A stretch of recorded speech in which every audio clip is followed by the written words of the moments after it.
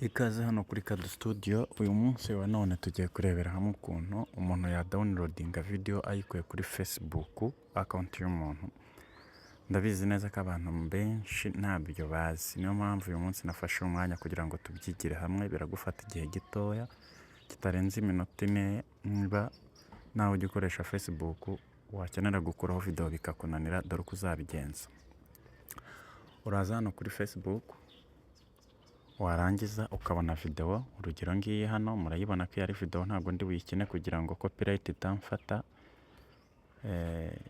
Iyo usoje urabona niba iyi video wishaka ushobora wowe kuyikina, ariko njye ntabwo ndi buyikine kugira ngo copyright itamfata, kimwe n'izindi zose waba ufitemo.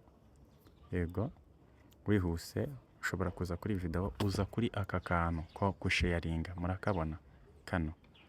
Iyo umaze kukageraho hano murambabarira, uza ahangaha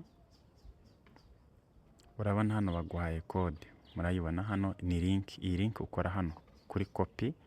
Umaze gukora hariya kuri copy, wihuse urongera uve hano muri Facebook ukagaruka ugashaka ahantu handitse Chrome muri telefone yawe, ariyo yiyi Chrome. Wamara kuyikoraho wihuse hari video nari na downloadinze, biransaba ko ngira gutya.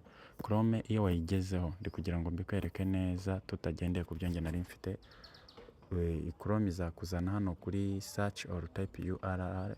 Hano uraza ugakoramo hano ukandikamo iyo bita ikintu bita ngo Facebook video downloader. Facebook video downloader wayibonye. Urabona iri jambo riri muri move, ijambo riri muri move niryo ukoraho. Wamara kurikoraho, mwibuke hari link twakopiye kuri ya video yacu dushaka kudownloadinga.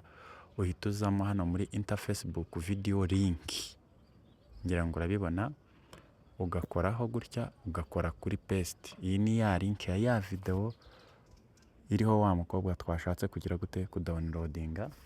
Nyuma uhita ugakora hano kuri download. Iyo umaze gukora hano kuri download, urabona ya video ngiyi bari kwitwereka, bakatwereka amakuru yerekeyeho, bakakubwira ngo ni video idafite description, ifite amasegonda 35. Hari izo uzasanga baguha amahitamo abiri, kudownloadinga muri normal quality cyangwa se kudownloadinga muri high quality. Icyo gihe ukora aho ushaka, ariko kubera ko hano dufite amahitamo amwe niyo ndi bukoreho. Hariya nkoze buriya ndi kugira gute, ndimo downloadinga.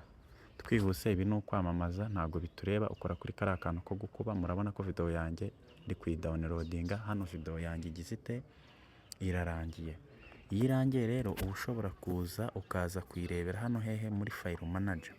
File manager niho uri buze ukabona ya video yawe. Dore ngiyi hano murayibona ya video nababwiraga, iyi yanditseho megabyte 1.67.